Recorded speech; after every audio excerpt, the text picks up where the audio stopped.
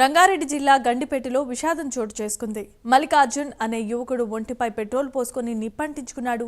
మల్లికార్జున అరుపులు వినిపించడంతో హుటాహుటిన స్థానికులు చేరుకుని మంటలను ఆర్పి ఆసుపత్రికి తరలించారు. అప్పటికే అతని శరీరం 80% కాలిపోగా చికిత్స పొందుతూ మృతి చెందాడు. ఆర్థిక ఇబ్బందులతో ఆత్మహత్య చేసుకున్నట్లు సమాచారం.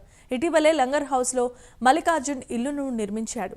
ఇంటి నిర్మాణం కోసం పెద్ద ఎత్తున అప్పులు తీసుకున్నాడు. అప్పులు తిరిగి చెల్లించలేక మల్లికార్జున్ లంగర్ హౌస్ నుండి గండిపేటకు వెళ్లి బల్వన్ మరణానికి పాల్పడినట్లు స్థానికులు చెబుతున్నారు. ఇక పోలీసులు కేసు నమోదు చేసి దర్యాప్తు చేపట్టారు.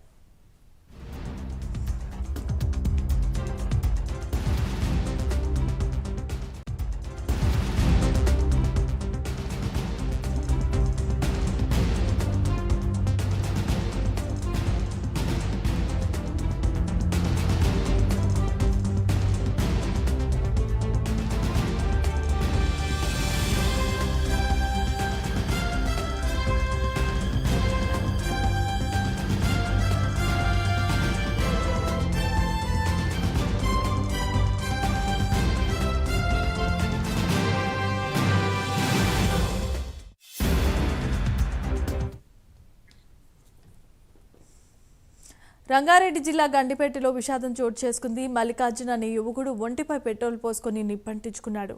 మల్లికార్జున్ అరుపులు వినిపించడంతో హుటాహుటిన స్థానికులు ఆసుపత్రికి చేర్చారు. అప్పటికే అతని శరీరం 80% కాలిపోగా చికిత్స పొందుతూ ఆ యువకుడు మృతి చెందినట్లుగా తెలుస్తోంది.